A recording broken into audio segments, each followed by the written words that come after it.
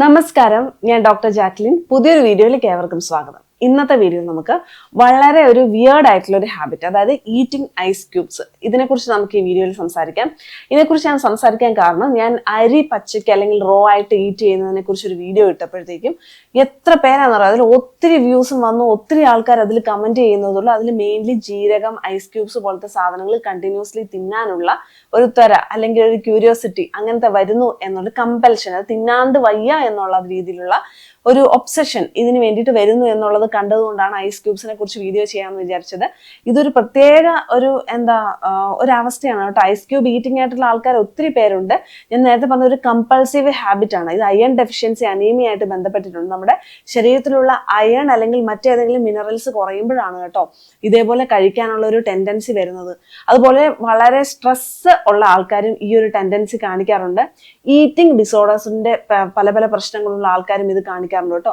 Mainly ice cubes കടിച്ച്, അവർ ശരിക്കും പറഞ്ഞാൽ ഐസ് ക്യൂബ്സ് അലിയിച്ചല്ല കഴിക്കുന്നത്, ശരിക്കും പല്ലിന്റെ ഇടയിൽ വെച്ച് കടിച്ച് ഇങ്ങനെ ഒരു ക്രഞ്ചി ആ ഒച്ച കേൾപ്പിച്ചിട്ടാണ് കേട്ടോ കഴിക്കുന്നത്. അന്നേരം എന്താ പ്രശ്നം എന്ന് വെച്ചിട്ടുണ്ടെങ്കിൽ ടൂത്തിന് ഡാമേജ് വരും, പല്ലെല്ലാം ഡാമേജ് ആവാനുള്ള സാധ്യത. ഇതിപ്പോ നാളെ നിർത്തുന്ന ഒരു കാര്യമില്ല, ഡെയിലി ഇവരിതിങ്ങനെ ചെയ്തുകൊണ്ടിരിക്കുമ്പോൾ ടൂത്തിന്റെ ഡാമേജ് വരികയും ഇനാമൽ ലോസ് സംഭവിക്കുകയും പല്ലുകൾ പൊട്ടിപ്പോവുകയും ചെയ്യുന്നു. അതുപോലെ തന്നെ ഫില്ലിങ്സ് ഒക്കെ ഉള്ള അടച്ച പല്ലൊക്കെ ഉണ്ടല്ലോ, അതിനൊക്കെ പ്രശ്നം വരും. റൂട്ട് കനാലൊക്കെ ചെയ്ത പല്ലിന് പ്രശ്നം വരും. അതുപോലെ തന്നെ സെൻസിറ്റിവിറ്റി, പുളിപ്പ് പല്ലിന് കൂടും എന്നുള്ളതാണ് കേട്ടോ. ഇത് മാത്രമല്ല, കണ്ടിന്യൂസ്ലി ഈ ഐസ് ക്യൂബ്സ് ഈറ്റ് ചെയ്തിട്ടുണ്ടെങ്കിൽ സൈനസൈറ്റിസ് പ്രോബ്ലം, അങ്ങനത്തെ പ്രശ്നങ്ങളും, അതുപോലെ തന്നെ മൈഗ്രെയിന്, കഫക്കെട്ട്, ചുമ, ഇതൊക്കെ വിട്ടുമാറാത്ത ശബ്ദം അടപ്പ്, ഒച്ചയടപ്പ്, ഇതൊക്കെ വരാനുള്ള സാധ്യത വളരെ കൂടുതലാണ് കേട്ടോ. അപ്പം അണ്ടർലൈങ് ആയിട്ട് ഇവരുടെ ഒരു കണ്ടീഷൻ എന്താണ്, മെയിൻലി നമ്മൾ നോക്കിക്കഴിഞ്ഞാൽ അയൺ ഡെഫിഷ്യൻസി തന്നെയാണ് കാണാറ്. അയൺ കുറവ്, ഇരുമ്പിന്റെ അംശം കുറവാണ് നമ്മൾ കാണുന്നത് ആൾക്കാരിൽ. അപ്പൊ അതിന്റെ ട്രീറ്റ്മെന്റ് ചെയ്ത് കഴിഞ്ഞാൽ തന്നെ ഇത് നിൽക്കും കേട്ടോ.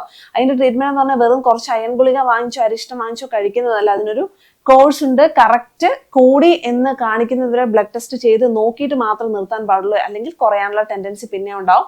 ഇനി ഇമോഷണലും സൈക്കോളജിക്കലുമായിട്ടുള്ള ഞാൻ പറഞ്ഞ ഫാക്ടേഴ്സ് ആണെങ്കിൽ അതിനെ മാറ്റാനുള്ള തെറാപ്പീസ് ചെയ്യണം എന്ന് മാത്രമാണ്. ഇനിയിപ്പം നിങ്ങൾക്ക് ഇത് വലിയ കുഴപ്പമൊന്നുമില്ല, ഇത് മാറ്റണം എന്നുണ്ടെങ്കിൽ നിങ്ങൾ ക്രഞ്ചിനസ് ഉള്ള എന്തെങ്കിലും ഒരു സാധനം, ബേബി ക്യാരറ്റ്സോ അതുപോലെ തന്നെ വെജിറ്റബിൾസ് കട്ട് ചെയ്തതോ ആപ്പിളോ അങ്ങനത്തെ എന്തെങ്കിലുമൊക്കെ തിന്നിട്ട് നമ്മുടെ ഒരു പല്ലിന്റെ ഒരു ഇത് അകറ്റാൻ വേണ്ടിയിട്ട് കേട്ടോ, ആ ഒരു കരിയറിപ്പുണ്ട് ഇത് കഴിക്കണം എന്നുള്ളത്. അപ്പം അതും ട്രൈ ചെയ്ത് നോക്കാവുന്നതാണ്. ഇല്ലെങ്കിൽ തീർച്ചയായിട്ടും അയൺ ഡെഫിഷ്യൻസിയുടെ ട്രീറ്റ്മെന്റ് സ്റ്റാർട്ട് ചെയ്യുമ്പോൾ തന്നെ നിങ്ങൾക്ക് ഇത് ഐസ് ക്യൂബ്സ് തിന്നാനുള്ള ടെൻഡൻസി കുറയുന്നതാണ്. ഈ ഒരു വീഡിയോ എല്ലാവർക്കും ഉപകാരപ്രദമായെന്ന് കരുതുന്നു. മറ്റൊരു വീഡിയോ വീണ്ടും കാണാം. നന്ദി.